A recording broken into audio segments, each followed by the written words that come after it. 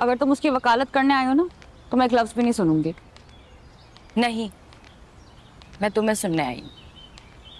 अरे इतना परेशान हो गई थी, उनको लगता है तुम पे कोई असर हो गया है, कुछ जिन भूत प्रेत का। शायद उनको ऐसे लगे, वरना आंख नहीं मिला पाऊंगी, मैं खुद का सामना नहीं कर पा रही हूँ।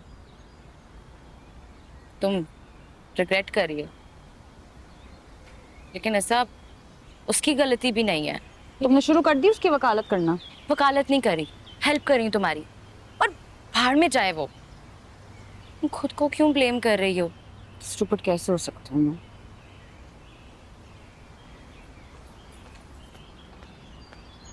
ये ले, खाला जान ने भिजवाए हैं। पकड़े।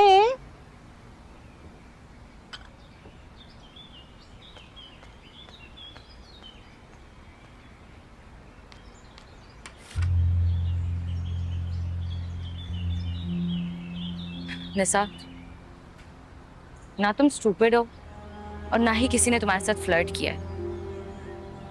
ये सब मोहब्बत का कसूर है।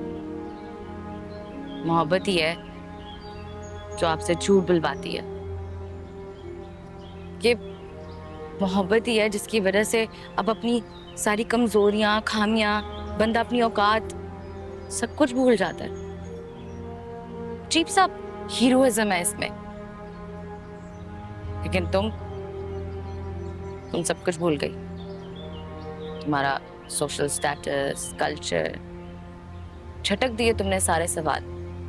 तुम कहाँ से आई हो, किन लोगों में रहती हो, क्या करती हो, सब भूल गई।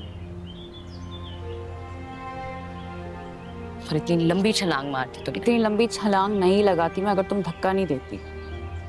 मैं तो तुम्हें धकेलूंगी, क्योंकि जितना प्यार वो तुमसे करता है उसके आगे सब कुछ इग्नोर हो सकता है। तुम जाओ यहाँ से, चली जाओ। मैं तुम्हें कहा था ना मैं नहीं सुनूंगी, जाओ यहाँ से।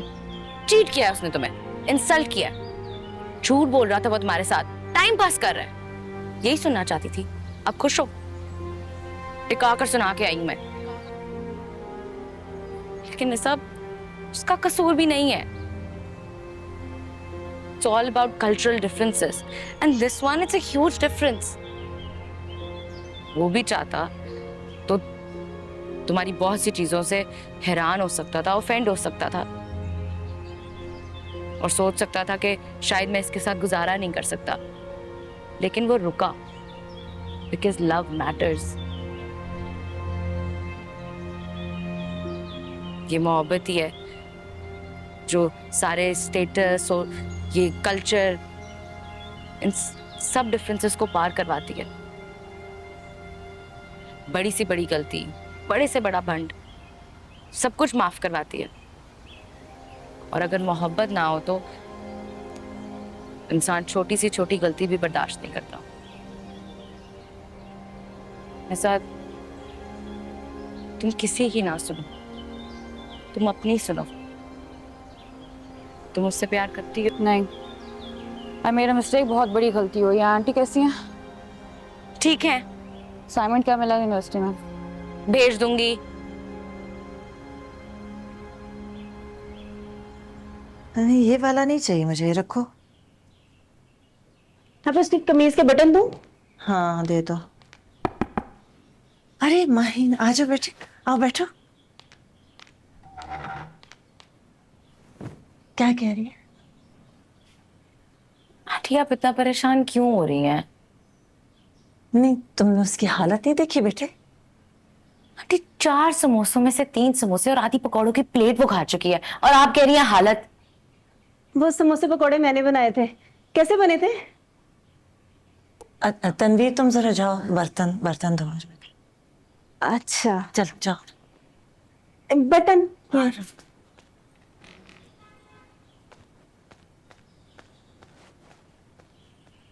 ये कोई मामूली बात तो नहीं है ना? दूसरा दिन है, यूनिवर्सिटी जाने का तो नाम ही नहीं लिया। और अगर तुम सच कह रही हो ना तो यही 3 समोसे और 2-4 पकौड़े उसने पिछले 3 दिनों में खाए हैं, और कुछ भी नहीं। आज पहली मर्तबा अपने कमरे से निकली और छत पर गई है मेरी चहकती हुई बच्ची जैसे, जैसे चुप सी लग गई उसे। और तुम कह रही मैं परेशान नहीं हूं, तो और क्या करूं बेटे? आंटी वो अभी अपने बबल से निकली है, इसलिए। आपको पता है ना बबल से निकलना क्या होता है? अरे कौन सा बबल? हमने कौन सा उसे 7 पर्दों में छुपा के रखा हुआ है? आंटी हर किसी का अपना बबल होता है और निशा का भी है। अभी थोड़ी अपसेट है क्योंकि उसको हमेशा से हुक्म चलाने की आदत थी, और अगर कोई उसकी बात ना माने तो वो अपसेट होती है। एक्चुअली वो मीरान की तरफ गई थी प्रोजेक्ट के काम से, और वहां ग्रुप के साथ उसकी लड़ाई हो गई, इसलिए बस अपसेट है। वो 2-3 दिन में ठीक हो जाएगी, आप परेशान ना हो।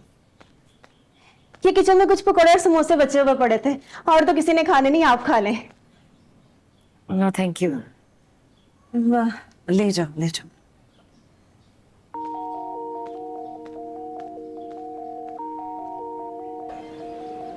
और कुछ भी नहीं दास्तां में। मान लिया, उस टेबल पे बैठे कपल ने भी मान लिया, मैंने भी मान लिया, मैनेजर ने मान लिया, स्वीपर ने मान लिया, शमजी साहब जो पत्थर दिल आदमी ने मान लिया, सचंगेज खान ने मान लिया जो एक पत्थर दिल आदमी है, स्टाफ स्टूडेंट्स सब मान लेंगे, लेकिन निशा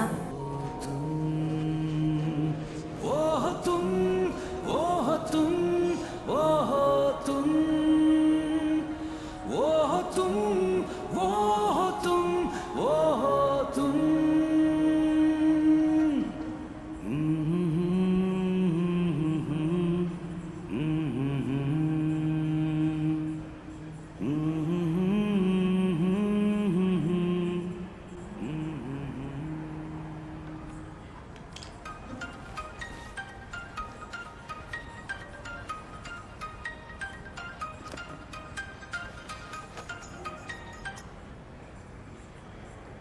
हेलो।